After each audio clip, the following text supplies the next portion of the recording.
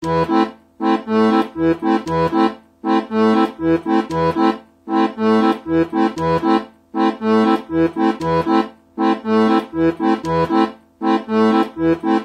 pra nós quem é o Vanto. A parte mais difícil agora. Como que eu vou me descrever, né? O Vanto, cara. O Vanto é um cara imperativo. Tu conhece? Não para. Não para, bipolar pra caramba. Mas tá ali, né? Muito agitado, Vanto. Não para, sempre envolvido com alguma coisa.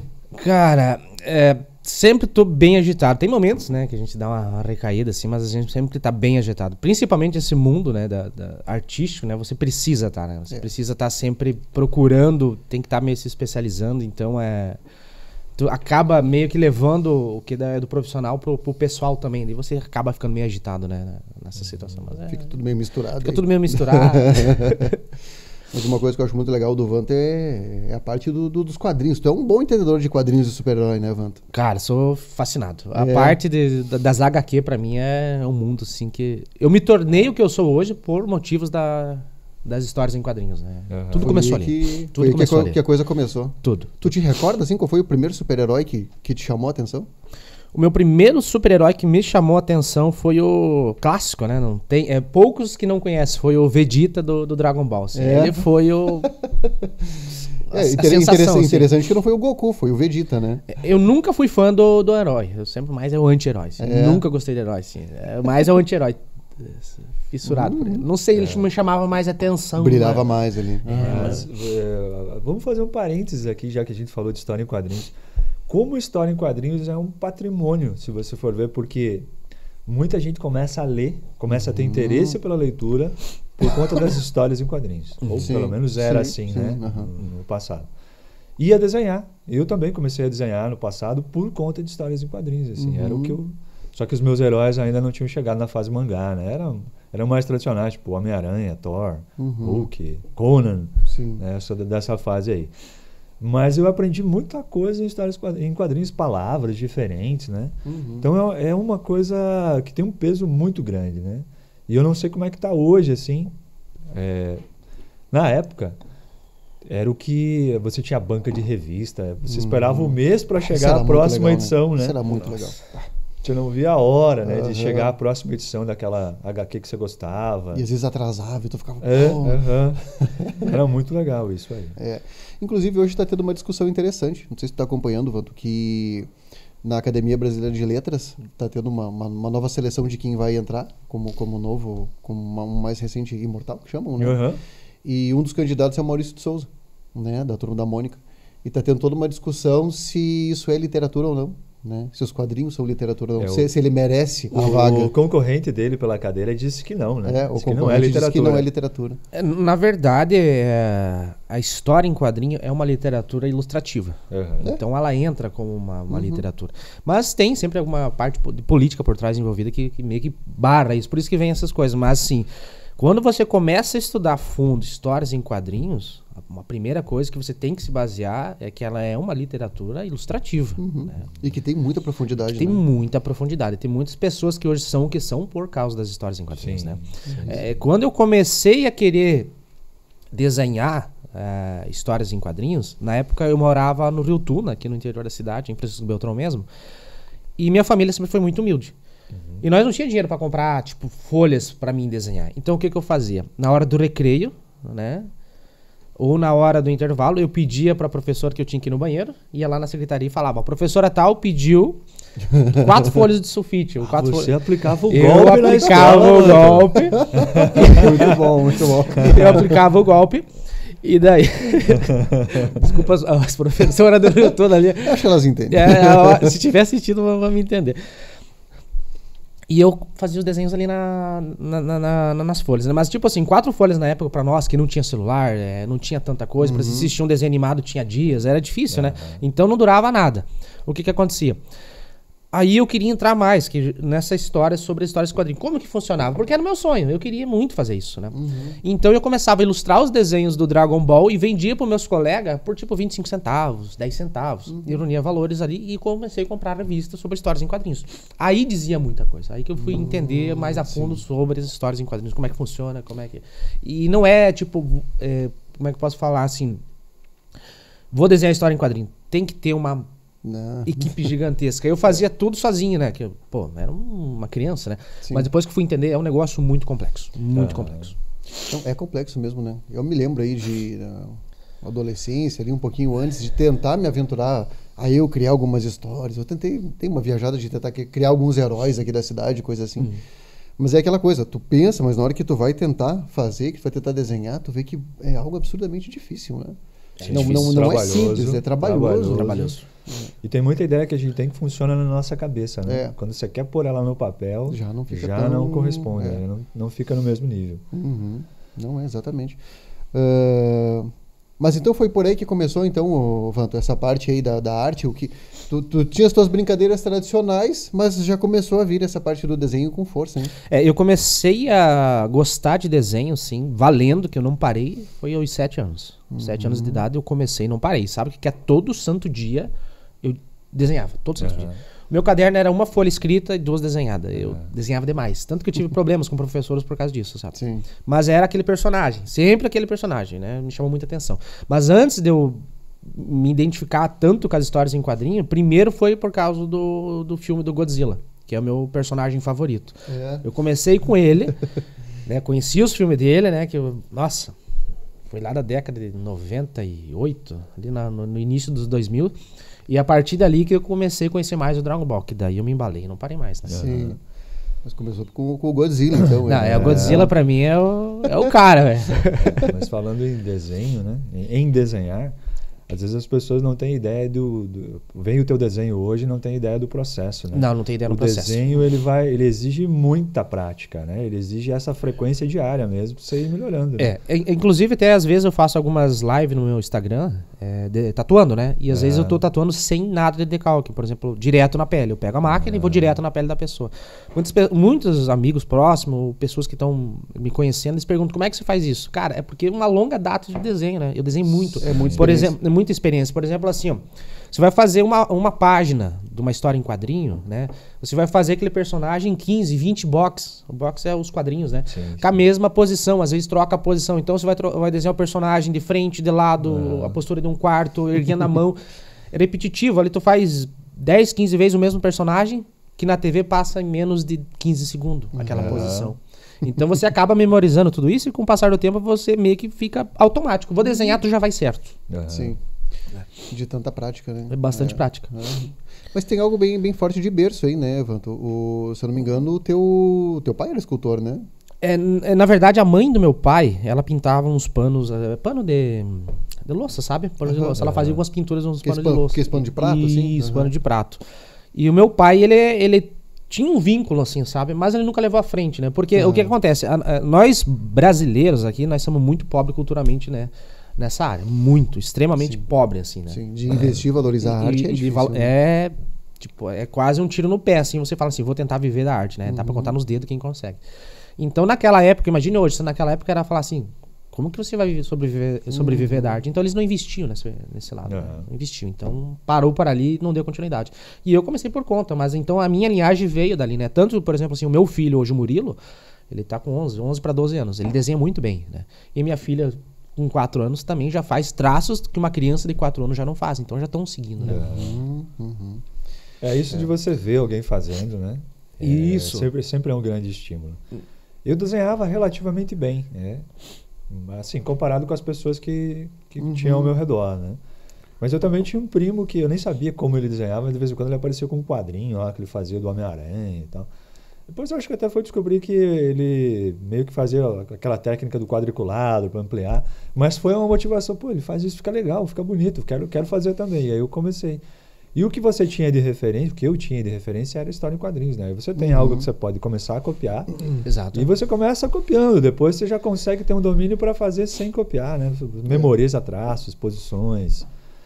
Mas é algo que realmente exige muita frequência, né? Muita dedicação. Você tem que fazer sempre. E às vezes senão você perde. Eu perdi. Hoje, se eu for desenhar, eu não tenho domínio nenhum. É que muitas vezes falta esse incentivo, né, Evaldo? Porque tu vê, assim, sei lá, vamos supor que eu até desenhasse legalzinho, assim, mas não é aquela coisa que os pais olhem, pô, vamos investir nisso aqui porque ele vai ser um baita artista, artista. Então, é uma coisa que vai daqui a pouco, sai de cena e quando tu vai, como o Luciano falou agora, se tu vai tentar depois de um tempão, não, tu até pode ter alguma noção, assim, mas falta a prática, né?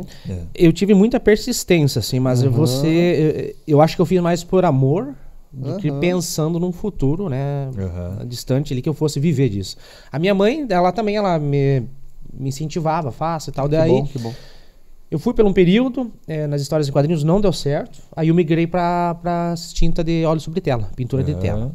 Tentei ali também, mas também não foi pra frente. Também não vinculou em nada. Então começou a me desanimar com o passar do tempo, né? Começou a desanimar, falei, isso não vai dar certo, eu vou ter que tentar outro segmento. Aí surgiu uma proposta de uma revista bíblica de Ponta Grossa. Eu nem me lembro como que era o nome daquela revista, já faz tempo isso, né? Eu tava com uns 14 para 15 anos. Ele me contratou para mim fazer as ilustrações, por exemplo, de páginas da Bíblia. Por exemplo, assim, versículo tal versículo, né? Por exemplo, daí eu tinha que ilustrar toda aquela história nas folhas e mandar para ele. Ele fazia uma revista que era vendida nas bancas. Daí foi o meu forte. Ali eu comecei a gerar uma graninha para mim começar a me equilibrar. Mas logo depois, num certo período ali, era um contrato, deu um ano, terminou o contrato, eles não fizeram mais, porque não tinha muita venda, né? Não pelos desenhos, mas digamos assim, a revista tinha 70 folhas, 2 folhas eram ilustrado, o resto era com patrocinadores, outros contos, assim. Então acabou que não deu vínculo naquela época e a gente acabou parando. Aí eu falei, agora, né? Eu vou ter que tentar arrumar outra coisa pra mim. Aí eu migrei totalmente do desenho, parei com o desenho, abandonei o desenho e migrei pra trabalhar com autoelétrica. Daí eu fui pra trabalhar totalmente ao contrário. Eu fui pra autoelétrica. Mas mesmo assim, trabalhando em autoelétrica, eu não parei com os desenhos. Falava, isso aqui não vai resolver. Bem que o pai falou que não tinha como. O pai me falava assim, o pai queria que eu fizesse, mas ele falava assim, meu filho, o pai não vê...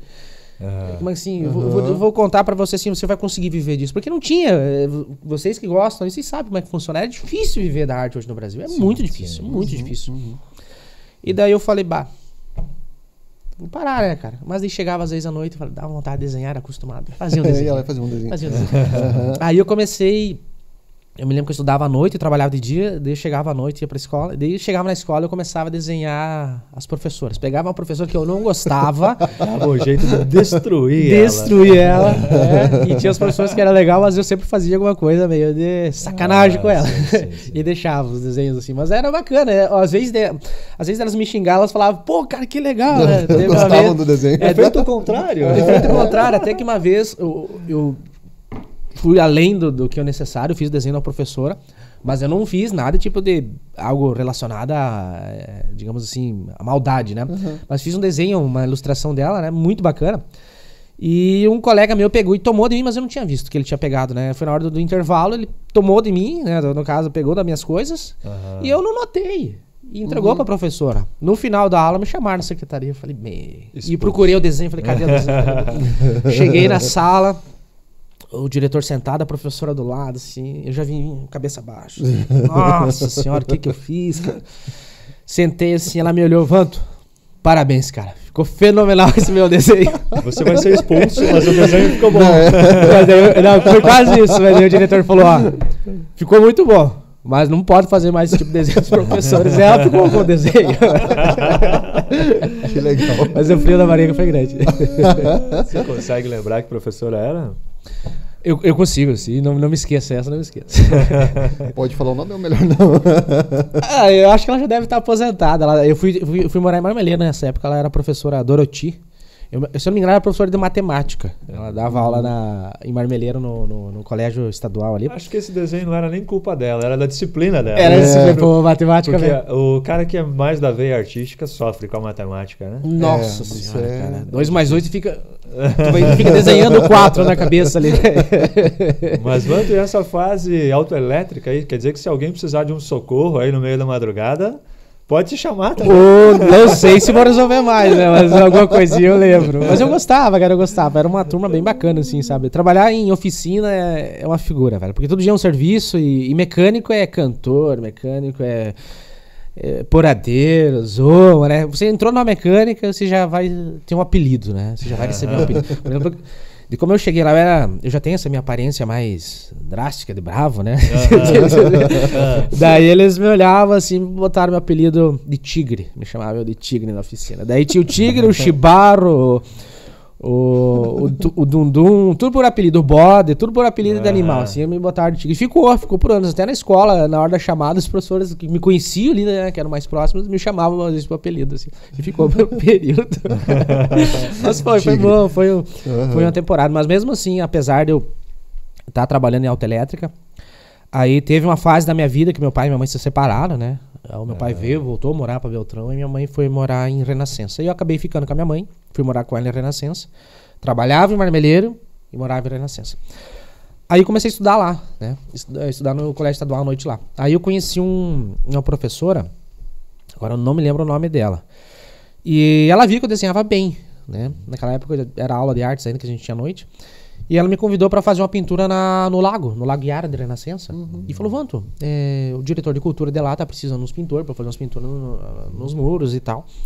E a gente queria ver a disponibilidade, se você consegue, se você sabe pintar, né, com tinta. Eu falei, não, eu sei, eu entendo de pintura em tela, eu já fiz. Ela falou, tu pode passar por como se fosse uma seletiva, né? E ele vai vir conversar com vocês na sala de aula. Aí ele veio em todas as salas, né? Na época era o Vilmar Mazeta, que hoje é diretor de cultura aqui em Beltrão também, ele era naquela época lá.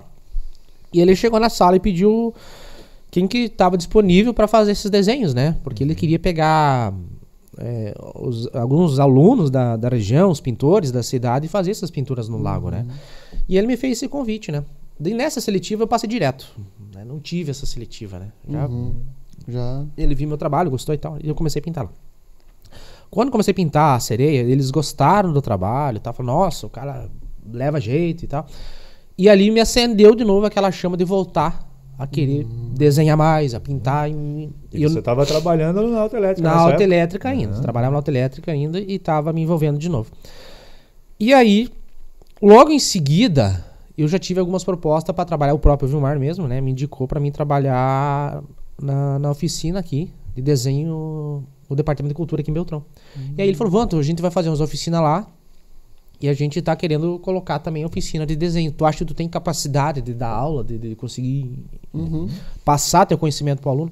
Aí foi um negócio meio que falou assim, e agora, Vanto? O que eu faço? Não sabia o que fazer, porque eu nunca fui na frente de uma sala de aula, né? E eu nunca fui um aluno exemplar também, nunca fui. Como eu gostava de desenhar, às vezes não ficava prestando tanta atenção na aula. E quando eu estava em Marmeleiro, uma professora minha de história, chamada Daniele, hoje até ela não é mais professora, um dia eu incomodava bastante, e na aula dela de história, eu não gostava muito da aula de história. Então eu ficava nunca prestando atenção, e um dia ela me olhou pra mim e falou assim, Vantur, um dia tu vai estar aqui na frente da sala de aula e você vai ver como que é ruim tratar um aluno igual a você. E a primeira coisa que me veio na minha cabeça foi isso, cara. A primeira coisa, eu falei, meu Deus, e agora, cara? Será que eu vou ter aluno que nem eu, velho? Não deu outra. Não deu outra. Não, mas em compensação, eu consegui ministrar as aulas. Fui estudar para ter uma didática boa, né? Consegui passar, transmitir meu conhecimento. Porque assim, tem muitos profissionais bons, mas ele não consegue passar o conhecimento, né? Então ele fica meio bloqueado. E eu consegui passar bem meu conhecimento artístico, até o que eu tinha naquela época, né? Para essas oficinas que eu tinha de desenho. E nessas oficinas a gente migrou já, não para história em quadrinho, já foi direto para os desenhos realistas, que são pintados a grafite. E ali eu comecei a estudar cada vez mais. Então eu saí das histórias em quadrinhos, eu fui para pintura de tela. Da pintura de tela eu fui para o pastel seco, que são as pinturas em giz. E dali eu comecei a ir já para a parte da pintura da grafite, né? E ali que foi se deslanchando. Mas as histórias em quadrinhos eu continuava ainda. E daí pra mim dar um up, nós tínhamos que fazer alguma coisa que me chamasse mais a atenção do público para começar a vir fazer essas oficinas no Departamento de Cultura. E as oficinas do Departamento de Cultura são gratuitas, né? No caso, você vai lá e se inscreve, leva o seu filho, totalmente gratuito. E o diretor de cultura deu a ideia, falou, Vanto, vamos fazer uma exposição da consciência negra. Né? Tava chegando a semana da consciência negra e tal, e eu me disponibilizei. Só que como eu trabalhava ainda nas oficinas, eu trabalhava na oficina elétrica, eu não tinha muito tempo para mim fazer isso, entendeu? Então eu falei assim, pensei comigo, eu vou ter que fazer um negócio. eu vou ter que trabalhar o dia todo, certo? E à noite eu vou ter que desenhar de noite, até de madrugada, esses desenhos realistas pra me entregar. E tinha que ser no mínimo 25 peças. Então eu desenhei 25 personagens, né, da consciência negra, em 25 folhas, grandes, né? Do tamanho da A3, se não me engano, uma folha já maior, né? E eu falei, e agora, vai dar certo? Será que vai rolar? Eu falei, bom, cara, eu vou tentar. Então eu chegava da oficina, chegava em casa e ia desenhar. E nessa época eu acabei voltando a morar em Beltrão, fui morar com meu pai. E meu pai, me lembra que ele levantava às vezes madrugada 2, 3 horas da manhã. Tu vai dormir, cara, mas tem que trabalhar. Às 7 horas eu tinha que me acordar pra me trabalhar, velho.